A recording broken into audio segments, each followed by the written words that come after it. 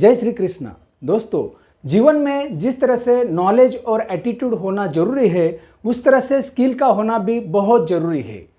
एक बार एक बहुत बड़ा करोड़ों रुपए का जहाज बिगड़ जाता है, स्टार्ट नहीं हो पाता है, तो उसके जो मालिक है बहुत परेशान होते हैं।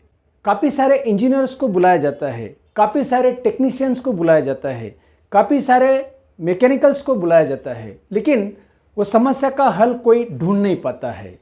और जो शिप के मालिक है उनका हर रोज का बहुत बड़ा नुकसान होता रहता है। और कहीं से उनको पता चलता है, वहाँ से जो 250 किलोमीटर पे एक बहुत बड़ा सिटी होता है, वहाँ के एक कुशल, निपुण, प्रतीत और तजुर्बेकार ऐसे कारीगर के बारे में, तो उनको बुलाया जाता है। वो आने के लिए अपना 5 दिन का समय मांगता है और 5 दिन के बाद वो आता है और शिप पे चढ़ता है।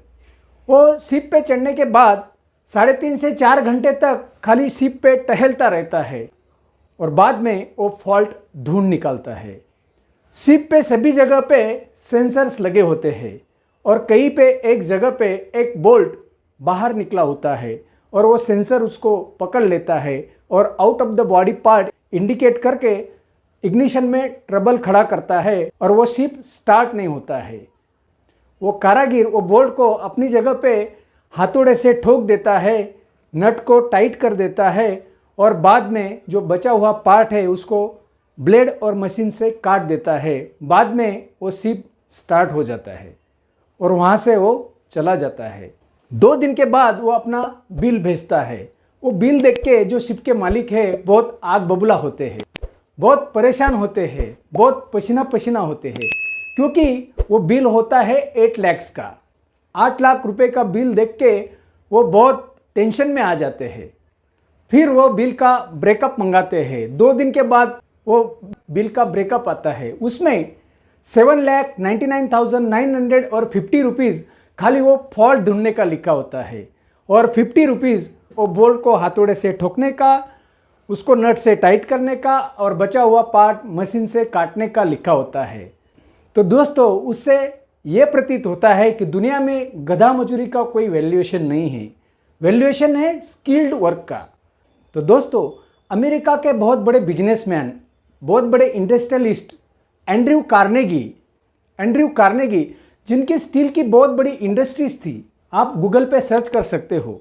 वह जब अपने जीवन काल दरमियान अंतिम क्षणों में थे, डेथ बेड पे थे, तब उनको अपनी ख्वाहिश पूछी गई। तो दोस्तों, वेस्टर्न कंट्रीज में ऐसा नियम है, कोई ऐसा महान व्यक्ति जब अपने बेड पे पतारीवश होते हैं, अपने जीवन काल दरमियान अंतिम क्षणों में रहते हैं, जब डेथ बेड पे रहते हैं, तब उनको उनकी लास्ट ख्वाहिश पूछी जाती है। उनके नेबर्स, उनके रिलेटिव्स या उनके फैमिली मेम्बर्स उनको पूछते हैं, एज पर द रिलीजन, वो ट्यूमुलस हो, टॉम हो या कॉफिन हो, तो उस पर क्या लिखा जाना चाहिए। तब दोस्तों, एंड्रयू कार्नेगी ने बहुत अजीबोगरीब ख्वाहिश बताई। उन्होंने बताया कि मेरे गुजरने के बाद मेरे कॉफिन पे, मेरे टॉम पे ऐसा लिखना, here lies a man who during his lifetime employed and paid a salary to those people who were more intelligent than to him. मेरे कॉफिन पे, मेरे टॉम पे मैं गुजरने के बाद ऐसा लिखना कि यहाँ पे एक ऐसा आदमी सोया है जिसने अपने जीवन काल दरमियान अपने से होशियार और कुशल लोगों को अपने यहाँ पे एक काम पे रखा और उनको सैलरी दिया, उनको तनख्वाह दिया, और ऐसा वहाँ पे लिखा गया और वो आज भी वहाँ पे लिखा हुआ मौजूद है। दोस्तों, तो ऐसा क्यों हुआ? तो it's a due to the skill. तो क्या दोस्तों, आपको नहीं लगता है कि ऐसा कोई स्किल आपके पास भी होना चाहिए? Thank you so much.